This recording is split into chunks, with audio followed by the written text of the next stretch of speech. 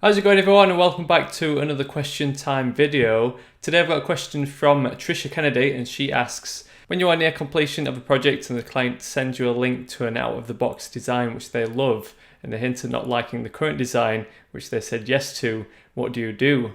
I would probably say it's too late to say that, At least that's what I'd probably say in my head anyway, but in all seriousness, this is when a design contract comes in particularly handy. Design contracts are a great thing to protect yourself against these kind of scenarios, and it's the sort of thing we always face with clients. They always want to change things, and the scope just keeps on creeping higher and higher. But if you start off with a design contract, make sure the client reads and agrees to it before the project. Hopefully you'll have a little clause in there that allows the client to change their mind as much as they want, but as long as they understand that if it goes beyond the quota for the project, then they'd be liable to pay the extra what extra work is going to be involved.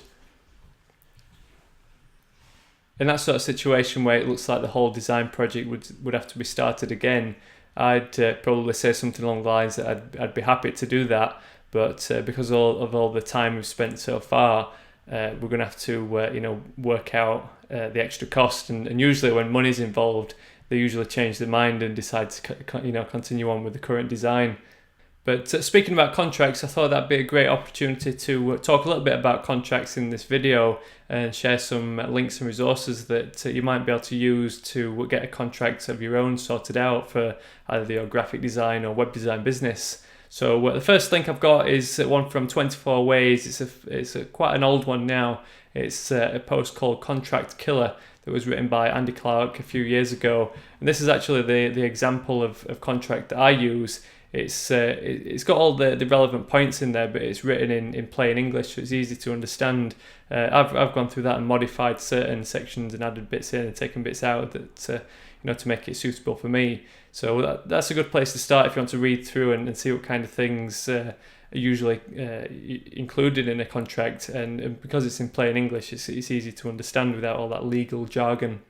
Another site you might want to check out is Vandelay Premier. If you're a member on the Access All Areas section here on Spoon Graphics, you might be familiar with Vandelay Premier. They've supplied some really cool resources.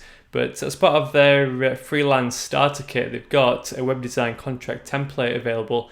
I think it's about $6, so you can download that in doc format or ODT format. And that's been written up by their legal attorneys, so it's obviously covers all the things that you'd ever want a design contract to cover. If you're part of a bigger design agency or working with some big companies, this is when an actual template or contract that's been written up by an actual solicitor or some sort of legal body would be more appropriate than just a standard basic contract. Your basic kind of contract is handy for smaller clients if you're just a freelancer.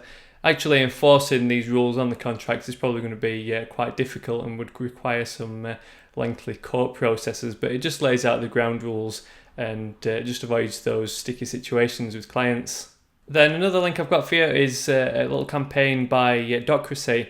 I saw this video crop up a few weeks ago and thought it was pretty cool. They've set up a little website called don'tgetscrewedover.com, and it gives you a little YouTube video about what it's like to be a freelancer, and it gives you all those kind of client designer situations in a real life environment, so that's pretty cool.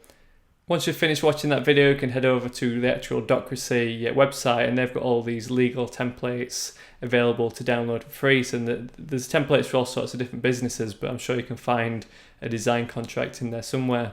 But if you did want to have a go at writing your own contract, I've got a couple more links. One is from webdesign.tuxplus.com. I'll put all these links down in the post copy somewhere, so you can just quickly click to them and bring them up in a new window. This is titled Writing the Perfect Web Design Contract, and this is quite a lengthy post covering all the different things you'd want to include. Let's have a little scroll through. We've got making sure you get paid, which is always a crucial part. Copyright terms, that's always important. Who owns the work? Things like after the project's been done, post-design work and warranties. So there's all sorts of things like that that's worth reading through just to make sure you've covered yourself for every kind of situation that might crop up with your clients. And then another one is from the Design Cubicle. This one's titled What to Include in Your Design Contracts. And quite similar to that web design one, it includes what you should be including in your design contract, as the title suggests. But it gives you quite a good idea about how to lay it out with definitions on what copyright means and what the deliverables are and things like that. So hope this little video helped out on contracts. Let me know down in the comments what sort of contract you use. If you've got any more links, then I'm sure the other people watching might be interested. As always, if you want to submit a question for a future question time video, then drop it down in the comments or over on my FormSpring account, formspring.me/Chris Spooner. So that's about it for this question time. Thanks so much for watching, and I'll catch you all later.